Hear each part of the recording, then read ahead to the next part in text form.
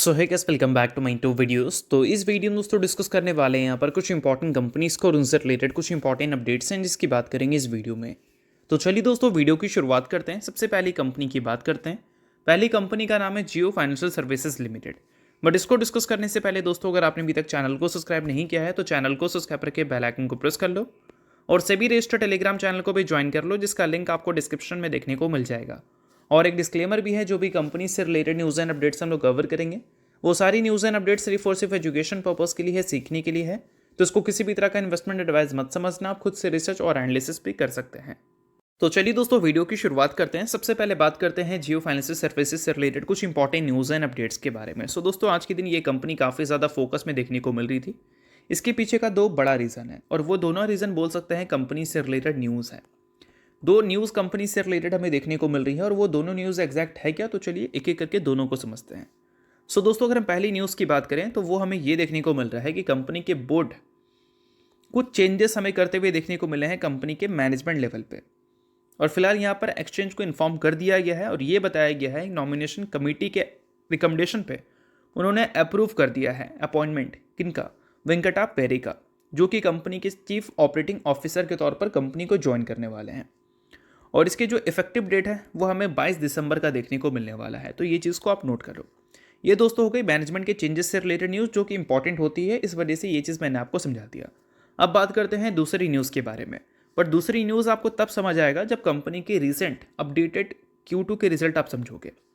अभी हाल ही में जो कंपनी ने Q2 के रिजल्ट पब्लिश किया था उसमें कंपनी का रेवेन्यू 41% से ग्रो किया था, बट बिजनेस से आने वाला जो रेवेन्यू है वो हमें 5 गुना होता हुआ दिखा था। रेवेन्यू Q1 में भी कंपनी ने रिपोर्ट किया था, उससे पहले वाले फाइनेंशियल ईयर में भी रिपोर्ट किया था, बट वो रेवेन्यू कंपनी के बिजनेस से आने वाला बहुत ज़्यादा नहीं था। वो रेवेन्यू डिविडेंड इनकम वाला था। अब डिविडेंड इनकम मतलब क्या? जियो फाइनेंशियल सर्विसेज रिलायंस इंडस्ट्रीज के कुछ स्टेक्स ओन करती है, तो रिलायंस इंडस्ट्रीज का रेवेन्यू एंड प्रॉफिट ग्रोथ जब देखने को मिलता है तो उस केस में जियो फाइनेंशियल सर्विसेज को उससे फ़ायदा होता है, क्योंकि उनके पास रिलायंस इंडस्ट्रीज के स्टेक्स हैं। बट कोई भी कंपनी डिविडेंड से आने वाला इनकम से इतना ज़्यादा खुश तो होती नहीं है जितना ज़्यादा खुश वह अपने बिजनेस से आने वाली इनकम से होती है। तो Q2 में अपने बिजनेस से आने वाला जो इनकम है वो 5 गुना हुआ था। इसके पीछे का सबसे बड़ा रीज़न ये है कि कई सारे बिजनेसेस की शुरुआत हमें Q2 में देखने को मिली थी, जिसमें एक बिजनेस थी म्यूचुअल फंड का, जिसको ओन करती है जियो ब्लैकरॉक AMC। जियो ब्लैकरॉक AMC जो है वो जॉइंट वेंचर है जियो फाइनेंशियल सर्विसेज का और ब्लैकरॉक का। 50-50% का ये जॉइंट वेंचर है जो म्यूचुअल फंड इंडस्ट्री में काम करती है। और जैसे ही इसकी शुरुआत हुई थी काफ़ी अच्छा रिस्पॉन्स मिला था इनको, काफ़ी अच्छा बोल सकता है NFO का रिस्पॉन्स था। और इसके पीछे का सबसे बड़ा रीज़न ये है कि जियो और ब्लैकरॉक दोनों बड़ा नाम है, इस वजह से लोगों ने काफ़ी ज़्यादा इंटरेस्ट दिखाया था। बट इन सारी चीज़ों के बाद दोस्तों अब कुछ ऐसी चीज़ हमें सुनने को मिल रही है जिस वजह से जियो ब्लैकरॉक का जो जॉइंट वेंचर है यानी कि म्यूचुअल फंड वाला, वो काफ़ी ज़्यादा अच्छा कर सकता है आने वाले कल में। और वो ये है कि अभी रिसेंटली सेबी ने कुछ रेगुलेशंस इंट्रोड्यूस किए हैं। सो अब दोस्तों वीडियो में आगे बढ़ने से पहले बात कर लेते हैं एक सेबी रजिस्टर्ड टेलीग्राम चैनल के बारे में जिसका नाम है ट्रेडर बाजी। अब ये सेबी रजिस्टर्ड रिसर्च एनालिस्ट हैं जिनका रजिस्ट्रेशन नंबर आपको यहाँ पर देखने को मिलता है और इनको 8 साल से भी ज़्यादा का एक्सपीरियंस है ऑप्शन एंड स्विंग ट्रेडिंग में। साथ में 3000 से भी ज़्यादा लोगों को ऑलरेडी ये ट्रेन कर चुके हैं।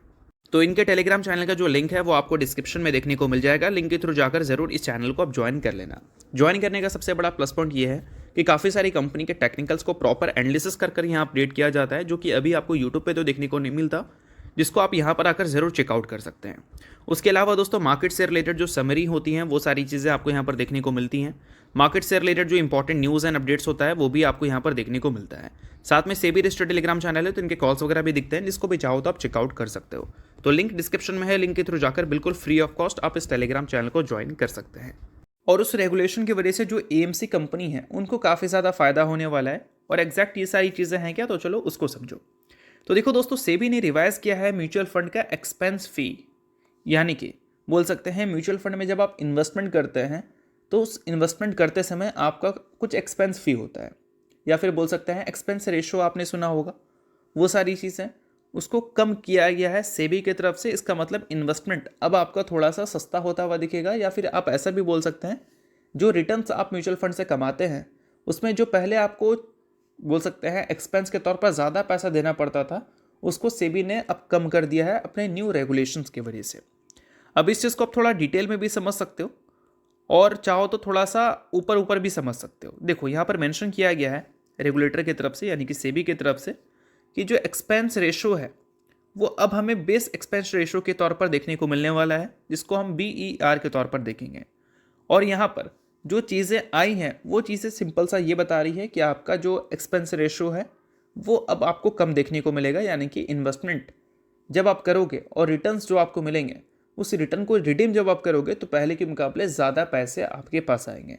तो ये सारी चीज़ें, और ये सारी चीज़ें जैसे ही सुनने को मिली सेबी की तरफ से, जो भी AMC कंपनी है वो सभी काफ़ी ज़्यादा खुश हुई। HDFC AMC में 7-8% की तेज़ी देखने को मिली।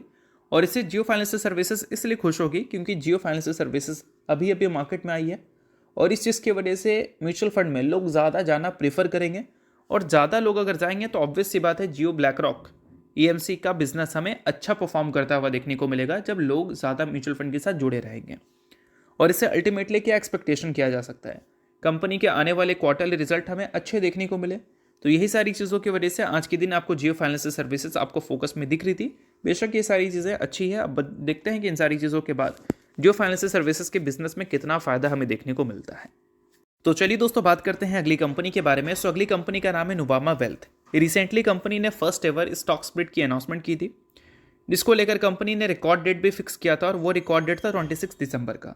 सो अगर आप इस कंपनी के शेयर होल्डर हैं तो इस डेट को आप नोट कर सकते हैं क्योंकि इस दिन आपको 1:5 के हिसाब से एडजस्टमेंट देखने को मिलेगी इस कंपनी में। और इस कंपनी के अगर आप शेयर होल्डर नहीं है तो आप इग्नोर कर सकते हैं, न्यूज़ थी इस वजह से मैंने बता दिया, बाकी ये किसी भी तरह का रिकमेंडेशन नहीं है। तो चलिए दोस्तों इसके अलावा बात करते हैं अगली कंपनी के बारे में। सो अगली कंपनी का नाम है बजाज फाइनेंस लिमिटेड। अब दोस्तों बजाज फाइनेंस की बात करें तो अभी रिसेंट में बजाज फाइनेंस की परफॉर्मेंस हमें काफ़ी अच्छी देखने को मिली है बाकी कंपनीज के कंपैरिजन में। 52 वीक हाई से अभी के टाइम पे ये कंपनी लगभग 9.5% नीचे है, जो कि बाकी कंपनी से अगर देखोगे तो काफ़ी कम ये नंबर देखने को मिलेगा। और रिसेंट में जो कंपनी ने अच्छी परफॉर्मेंस की थी उसके बाद करंट पेग रेशो इसका जो देखने को मिलता है हमें वो 1 से ऊपर दिखता है। पेग रेशो क्या दिखाता है, फ्यूचर के ग्रोथ के हिसाब से आपका करंट वैल्यूएशन महंगा है या सस्ता है, और ये 1 से ऊपर है तो इसका मतलब महंगा मार्केट इसको बोल रही है। अब कोई कंपनी में अगर शॉर्ट टर्म में बहुत अच्छी तेज़ी हमें देखने को मिलती है और कुछ अनसर्टिनिटी अगर है तो उस कंपनी का पेग रेशो 1 से ऊपर जाता है। बट अगर हम बात करें प्राइस टू सेल्स के हिसाब से, यानी कि जिस हिसाब से कंपनी का सेल्स ग्रो हो रहा है, रेवेन्यू ग्रो हो रहा है, उस हिसाब से मार्केट कैप इस कंपनी का कितना है और उसको अगर कंपैरिजन करें इसके पीयर्स से तो ये कंपनी उस हिसाब से अंडर वैल्यूड दिख रही है या फिर ओवर वैल्यूड दिख रही है, ये देखना इंटरेस्टिंग है। प्राइस टू सेल्स अभी के टाइम पे 8.16 का हमें देखने को मिलता है और इसको अगर हम कंपैरिजन करें इसकी पीयर्स से, तो पीयर्स में कौन कौन है भाई, तो श्रीराम फाइनेंस आपको देखने को मिलता है, मुथूट फाइनेंस देखने को मिलता है, चोलामंडलम इन्वेस्टमेंट एंड फाइनेंस देखने को मिलती है, टाटा कैपिटल भी दिखती है। बट इस कंपनी का अगर हम देखें प्राइस टू सेल्स तो वो हमें 8.16 देखने को मिल रहा है और वही श्रीराम फाइनेंस का 3.58, मुथूट फाइनेंस का 6.11, जिसमें भी अभी रिसेंट में काफ़ी अच्छी परफॉर्मेंस दिखी थी। चोलामंडलम का भी आपको कम ही देखने को मिलती है, टाटा कैपिटल का भी कम है, SBI कार्ड का भी कम है। तो बोल सकते हैं रिसेंट में जो कंपनी ने अच्छी परफॉर्मेंस दी थी उस परफॉर्मेंस के बाद पेग रेशो के हिसाब से देखो या फिर कंपनी को प्राइस टू सेल्स रेशो के हिसाब से देखो, दोनों में ये कंपनी थोड़ी सी ग्रोथ के हिसाब से महंगी नज़र आ रही है। बट इस चीज़ को ब्लाइंडली फॉलो करने की ज़रूरत नहीं है क्योंकि ये सारी चीज़ें आपको मैंने जो समझाया है वो रेशो है। कई सारे रेशोज़ आपको मार्केट में देखने को मिलते हैं जिसको आप रिसर्च की तरह देख सकते हैं, जिसमें ये 2 रेशोज़ भी आती हैं। बट वीडियो में आगे बढ़ने से पहले दोस्तों अगर आपने अभी तक सेबी रजिस्टर्ड टेलीग्राम चैनल को ज्वाइन नहीं किया है तो उसको जाकर आप ज्वाइन कर लो, लिंक आपको डिस्क्रिप्शन में देखने को मिल जाएगा। मार्केट में काफ़ी वॉलेटिलिटी है और इस वॉलेटिलिटी को काउंटर करना है तो एनालिसिस की ज़रूरत है और काफ़ी सारी कंपनी के टेक्निकल्स को प्रॉपर एनालिसिस कर अपडेट किया जाता है टेलीग्राम पे, जो कि सेबी रजिस्टर्ड रिसर्च एनालिस्ट का है। तो लिंक डिस्क्रिप्शन में है, लिंक के थ्रू जाकर चैनल को आप ज्वाइन कर लेना। अब दोस्तों बात कर लेते हैं बजाज फाइनेंस के बारे में। तो वैल्यूएशंस वाइज कंपनी एक्सपेंसिव तो दिख रही है, जिसको अगर काउंटर करना है तो ऑब्वियस सी बात है कि रेवेन्यू के साथ कंपनी को अपने प्रॉफिट को भी ग्रो करना होगा और प्रॉफिट पिछले 1 साल में जिस पेस पे ग्रो किए हैं उस पेस पे कंपनी का रेवेन्यू ग्रो नहीं किया है, उससे ज़्यादा बेटर रेवेन्यू की परफॉर्मेंस है।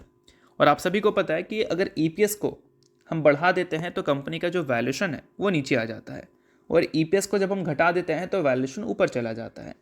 तो आने वाले क्वार्टर्स में एक्सपेक्टेशन क्या हो सकती है कि कंपनी के EPS में हम ग्रोथ की उम्मीद करें, और EPS में अगर ग्रोथ की उम्मीद हम करते हैं रेवेन्यू के कंपैरिजन में कुछ ज़्यादा अच्छा EPS मान लो रिपोर्ट कंपनी कर दे, तो उस केस में क्या है कि ये जो सारी चीज़ें हैं पेग रेशो है या फिर प्राइस टू सेल्स रेशो है, ये शॉर्ट आउट होता हुआ नज़र आ सकता है।